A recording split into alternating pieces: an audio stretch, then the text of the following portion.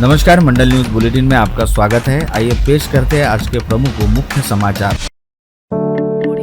कल 30 अक्टूबर को अमरावती शहर में आयोजित स्वर्गीय दादा साहेब गवई स्मारक भवन तथा अभिनंदन कोऑपरेटिव बैंक की नई इमारत के उद्घाटन अवसर पर आयोजित कार्यक्रम में शामिल होने के लिए देश के मुख्य न्यायमूर्ति भूषण गवई, राज्य के मुख्यमंत्री देवेंद्र फडणवीस, दोनों उप मुख्यमंत्री एकनाथ शिंदे व अजित पवार तथा राजस्व मंत्री व जिला पालक मंत्री चंद्रशेखर बावनकुले का अमरावती दौरा प्रस्तावित है। ऐसे में सरकार एवं न्यायिक व्यवस्था के शीर्षस्थ पदों पर आसीन गणमान्यों के आगमन को देखते हुए अमरावती शहर पुलिस द्वारा शहर में सुरक्षा के लिए बेहद चाक चौबंद इंतजाम किए जा रहे हैं, जिसके तहत गणमान्यों के आवाजाही वाले मार्गों सहित कार्यक्रम के आयोजन स्थलों पर जबरदस्त सुरक्षा व्यवस्था तैनात करने के साथ शहर में चप्पे चप्पे पर पुलिस बंदोबस्त आज से ही लगा दिया गया है। साथ ही साथ गणमान्यों के काफिलों की आवाजाही को लेकर नियोजन करने हेतु शहर पुलिस द्वारा अब तक करीब 4 बार केनवाई के साथ रंगीत तालीम यानी कलर ड्रेस रिहर्सल भी की जा चुकी है। साथ ही शहर पुलिस आयुक्त अरविंद सावरिया द्वारा अपने अधीनस्थ सभी अधिकारियों और थाना प्रभारियों के साथ बैठक करते हुए लगातार तमाम नियोजनों और संभावित स्थिति का आकलन किया जा रहा है। सभी गणमान्यों के अलग अलग समय पर होने वाले आगमन और उनकी आयोजन स्थल पर आवाजाही को ध्यान में रखते हुए शहर पुलिस द्वारा अमरावती एयरपोर्ट से लेकर अमरावती शहर की ओर जाने वाले सभी रास्तों पर तगड़ा बंदोबस्त तैनात किया गया है। साथ ही साथ कैंप परिसर स्थित अभिनंदन हाइट्स बिल्डिंग व सांस्कृतिक भवन को आज से ही अपने कब्जे में लेते हुए गवई स्मारक भवन पर भी सुरक्षा इंतजाम तैनात कर दिया है, जिसके तहत जहां अभिनंदन हाइट्स बिल्डिंग में आज से ही करीब 10 से 15 पुलिस अधिकारी व कर्मचारी की तैनाती कर दी गई है, वही सांस्कृतिक भवन को एक तरह से पुलिस छावनी में तब्दील कर दिया गया है, जहां पर भोजन मंडप व डेकोरेशन जैसे कामों के लिए आने जाने वाले लोगों को भी बाकायदा पासेज जारी करते हुए उनकी सघन तलाशी ली जा रही है। साथ ही साथ मार्डी रोड स्थित गवई स्मारक भवन की तरफ जाने वाले दोनों ओर के रास्तों पर पुलिस की तैनाती कर दी गई है, जिसके चलते इस समय शहर में चप्पे चप्पे पर पुलिस की मौजूदगी दिखाई दे रही है।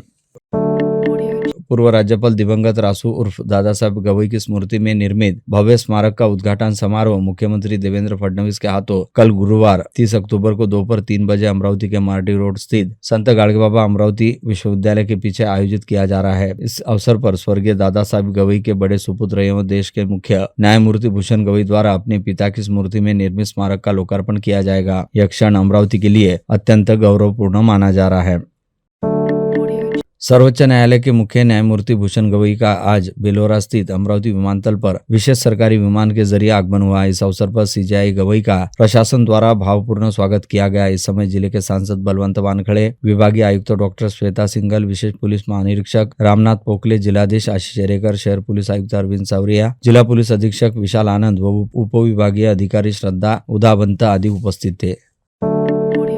किसानों की कर्ज माफी की मांग को लेकर बच्चू कडू ने ठिया आंदोलन शुरू किया था। यह आंदोलन 28 अक्टूबर से जारी है और आज दूसरा दिन है। इस आंदोलन के कारण आसपास के इलाकों में आम जनता, खासकर स्कूलों, अस्पतालों और हाईवे से गुजरने वाले वाहनों को भारी परेशानियों का सामना करना पड़ा। इसे देखते हुए मुंबई हाईकोर्ट की नागपुर खंडपीठ ने स्वतः संज्ञान सुओ मोतो लिया। कोर्ट ने आदेश दिया है कि आज शाम 6 बजे तक बच्चू कडू और उनके समर्थक आंदोलन स्थल खाली करे। साथ ही नागपुर पुलिस आयुक्त को आदेश दिया गया है कि कल सुबह 11 बजे तक अदालत में अनुपालन रिपोर्ट पेश करे। दरअसल बच्चू कडू को केवल 28 अक्टूबर तक और वह भी परसोड़ी गांव के मैदान में आंदोलन करने की अनुमति थी, लेकिन आंदोलन 29 अक्टूबर को भी सड़क पर जारी रहा, जिसके कारण आम जनता को असुविधा हुई। यह बात अदालत ने अपने आदेश में दर्ज की।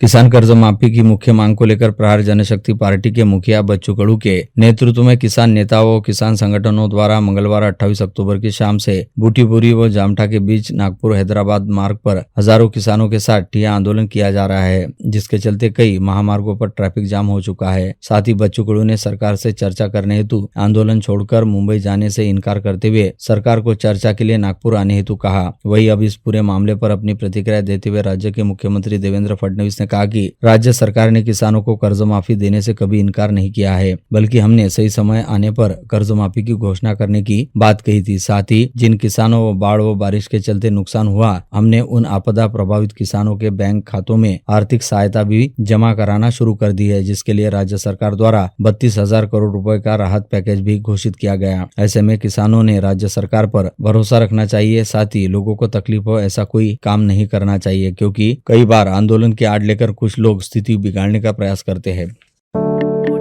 राज्य जनशक्ति पार्टी के मुखिया और पूर्व मंत्री बच्चू कडू के नेतृत्व में किसानों द्वारा किए जा रहे आंदोलन के चलते अब पूरा नागपुर शहर ठप हो चुका है। विगत 24 घंटों से नागपुर की ओर जाने वाले महामार्गों पर ठिया आंदोलनों का दौर जारी रहने के साथ ही अब महाएल्गार आंदोलन के तीसरे दिन किसान परिवारों की महिलाओं ने भी मैदान में उतरते हुए आंदोलन करना शुरू किया। इसके तहत 7/12 कोरा करने की मांग को लेकर आज किसान परिवारों की महिलाओं युवतियों ने नागपुर शहर की सड़कों पर उतरकर जबरदस्त नारेबाजी की। इसके साथ ही अब ग्रामीण इलाकों से महाविद्यालयीन छात्र छात्राओं ने भी इस आंदोलन में हिस्सा लेते हुए किसान आंदोलन को अपने भविष्य की लड़ाई बताया है, जिसके चलते नागपुर हर ओर महाएल्गार आंदोलन का जबरदस्त असर दिखाई दे रहा है तथा हजारों किसान की मौजूदगी के चलते नागपुर इस समय किसान राजधानी के तौर पर दिखाई दे रहा है। राज्य जनशक्ति पार्टी के सर्वेसर्वा भूतपूर्व राज्य मंत्री ओम प्रकाश उर्फ बच्चू कडू का किसान कर्जमाफी का आंदोलन यहाँ दूसरे दिन में प्रवेश करते हुए उग्र होता नजर आ रहा है। वर्धा रोड पर 17 घंटे से जाम लगा देने वाले आंदोलनकारी अब रेलवे ट्रैक पर भी उतर गए हैं। अनेक ट्रेनों की आवाजाही रोकने के साथ ही कडू ने ऐलान कर दिया कि निर्णय होने तक आंदोलन जारी रहेगा। उधर राजस्व मंत्री चंद्रशेखर बावनकुले ने कहा कि आंदोलन कर रहे कडू और उनके समर्थकों से चर्चा के वास्ते सरकार हर समय तैयार है। कडू का कोई प्रतिनिधित्व कल की मीटिंग में नहीं आने की जानकारी देते हुए बावनकुले ने कहा कि राजू शेट्टी, अजित नवले अथवा महादेव जानकर किसी को तो मीटिंग में आना चाहिए। इसी बीच बच्चू कडू के साथी आंदोलनकारियों ने सारी रात नागपुर की सड़कों पर बिताई और सुबह विभिन्न भागों में जाकर रेलवे ट्रैक पर उतर गए हैं। मौसम विभाग द्वारा चक्रवाती हवाओं के चलते मूसलाधार बारिश होने को लेकर जताई गई संभावनाओं को देखते हुए अमरावती कृषि उत्पन्न बाजार समिति ने बुधवार और गुरुवार ऐसे 2 दिनों के लिए फसल मंडी के कामकाज को बंद रखने का निर्णय गत रोज ही लिया था, जिसकी जानकारी संभवतः समय रहते किसानों तक नहीं पहुंची। यही वजह रही कि आज सुबह अमरावती व भातकुली तहसील क्षेत्र के किसान अपनी कृषि उपज को ट्रैक्टर, ट्रॉलियों व ट्रकों में लादकर बेचने हेतु अमरावती फसल मंडी परिसर में पहुंच गए, परंतु इस समय फसल मंडी के प्रवेश द्वार बंद रहने के चलते फसल मंडी की ओर जाने वाले रास्तों पर 150 से 200 वाहनों की कतार लग गई। साथ ही फसल मंडी का कामकाज अकस्मात बंद किए जाने का निर्णय लेने को लेकर कई किसानों ने अपनी नाराजगी जताते हुए इस बारे में मंडी प्रशासन को जमकर आड़े हाथ लिया, जिसके चलते स्थिति काफी हद तक तनावपूर्ण हो गई थी।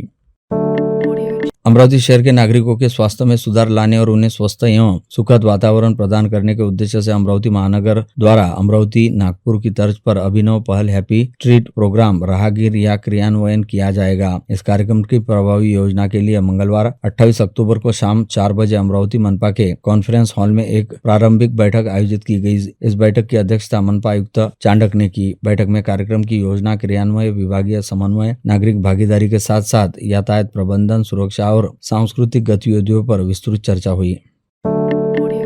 भूतपूर्व सांसद सीए डॉक्टर किरीट सोमैया कल 30 अक्टूबर गुरुवार को अमरावती आ रहे हैं। सुबह 10 बजे उनका आगमन अमरावती में होते ही मनपा कार्यालय वे पहुंच जाएंगे, जहां आयुक्त सौम्या शर्मा चांडक के साथ उनकी महत्वपूर्ण बैठक होने की जानकारी उनके कार्यालय के पुष्कर चौहान ने दी। उन्होंने बताया कि सोमैया अमरावती की मीटिंग पूर्ण करते ही कार से नागपुर के लिए प्रस्थान करेंगे। नागपुर में भी उनके मनपा आयुक्त के साथ प्रशासकीय इमारत में मीटिंग रखी गई है। वहां से मीटिंग पश्चात इंडिगो की फ्लाइट से डॉक्टर सोमैया मुंबई के लिए रवाना होंगे।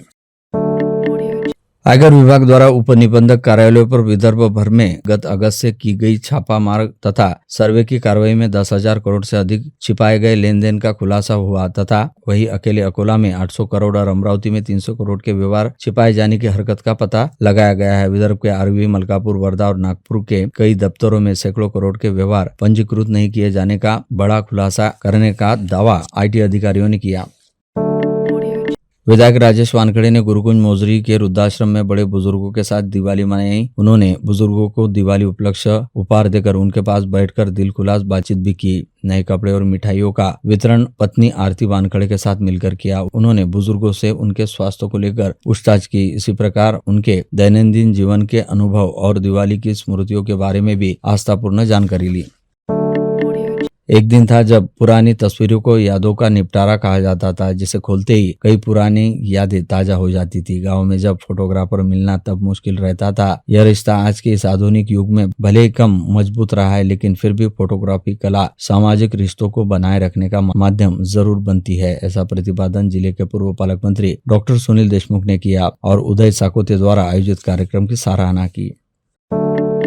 संत शिरोमणि श्री जलाराम बापा की 126वीं जन्म जयंती आज बुधवार 29 अक्टूबर को बड़े धूमधाम के साथ मनाई गई, जिसके चलते आज सुबह सबसे पहले होटल आदर्श के पास जाफरीन प्लॉट में खत्री अपार्टमेंट स्थित नितिन भाई रामजी भाई आड़तिया के निवास स्थान से भव्य शोभा यात्रा निकाली गई, जो कॉटन मार्केट चौक, वसंत टॉकीज, जयस्तंभ चौक, शाम चौक, राजकमल चौक व श्री जमनाबा लोहाना महाजनवाड़ी होते हुए श्री भक्ति धाम मंदिर पहुंची, जहां पर दोपहर 12 बजे जलाराम बापा की सामूहिक महाआरती व रामधुन के पश्चात ध्वजारोहण व अन्नकूट प्रसाद का आयोजन किया गया। गुरुद्वारा श्री गुरु सिंह सभा प्रबंधन सेवक कमेटी ने जय श्री जलाराम जयंती के शुभ अवसर पर आज निकाली शोभा यात्रा में शामिल भक्तजनों का हार्दिक स्वागत किया तथा सभी भक्तों को प्रसाद का वितरण किया। इस अवसर पर गुरुद्वारा श्री गुरु सिंह सभा प्रबंधक सेवक कमेटी के सेवकों ने भाईचारे एवं एकता का संदेश दिया। यवतमाल जिला परिषद के भूतपूर्व अध्यक्ष प्रवीण देशमुख कल गुरुवार 30 अक्टूबर को यहां समता मैदान पर आयोजित राष्ट्रवादी कांग्रेस के सम्मेलन में घड़ी का दुपट्टा गले में धारण करेंगे। प्रमुख पार्टी और प्रदेश के उप मुख्यमंत्री अजित पवार के नेतृत्व में देशमुख का राकापा में प्रवेश होने जा रहा है। बता दें कि देशमुख ने पिछले दिनों कांग्रेस का परित्याग किया, जिसके बाद उनके समर्थक अगले कदम की प्रतीक्षा कर रहे हैं।